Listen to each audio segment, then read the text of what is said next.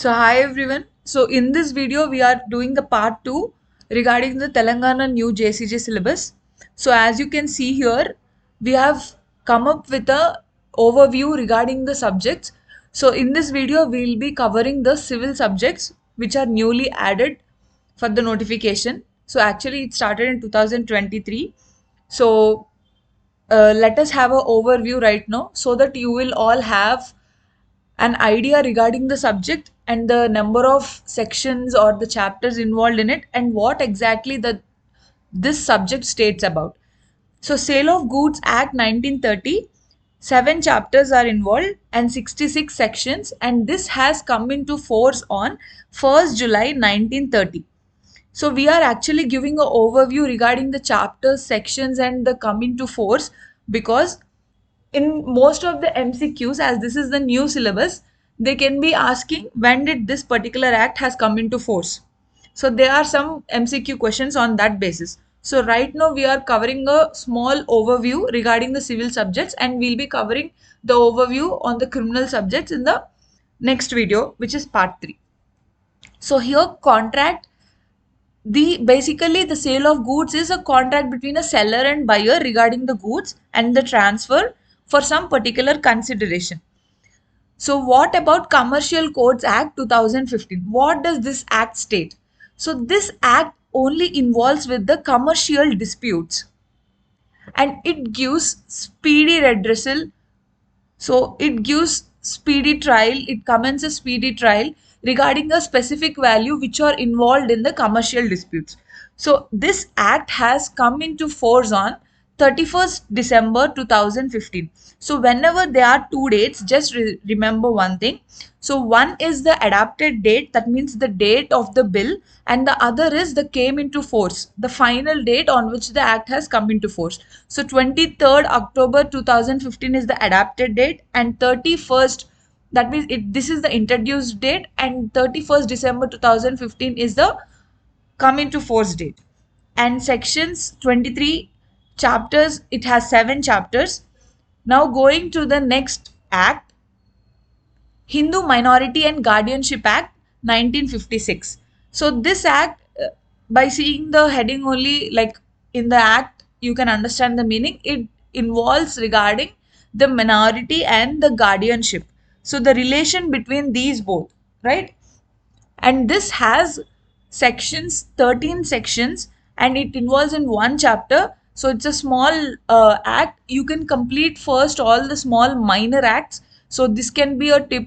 So when you are getting struggle like where to start and how to start, just pick up few limited acts to gain or to grasp that interest and start it on going increasing the number. So start with a minimal section act so that it creates some interest, and when you're already into this studying, try to read one civil act and one criminal act so that it can alter your mind and you can also have two different connections over your mind while reading.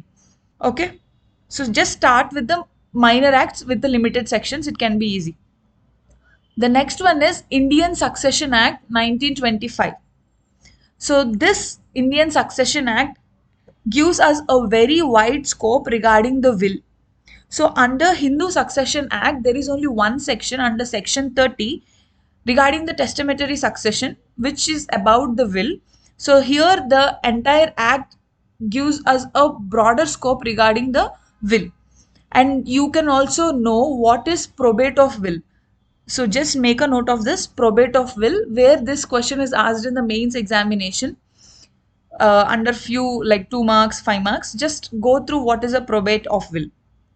The next one is it has come into force on 30th September 1925 and it involves 392 sections and consists of 9 parts. So as I said you earlier, it entirely speaks about the will and the inheritance of the property.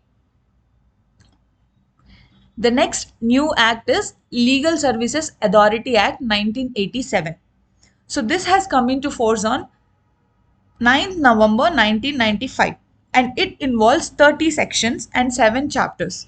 So this act is basically providing a legal service to the weaker sections. So a types of legal services, what do they provide? So this act speaks about the free legal services to the weaker sections, what can be covered. And Hindu Adoptions and Maintenance Act 1956. So this act also, by the name itself, you can understand it entirely speaks about the process, the legal process of adopting and maintenance. How does the adoption go? Who can adopt? And what are the securities to be provided? So this act is basically about the adoption. And this has come into force on 21st December 1956, chapters 4 and sections 30. The last subject in the civil subjects under the notification is Telangana Building Lease Rent Eviction Control Act 1960. So this deals with entire regulating of the lease and the control of rent and eviction of the tenants. So it applies to all the municipal corporations of the state, and it has come into force on 25th March 1960, and it has sections 35. So just make a note of all this, including the sections, dates, and what the act particularly speaks about. Hope you like this video. Thank you.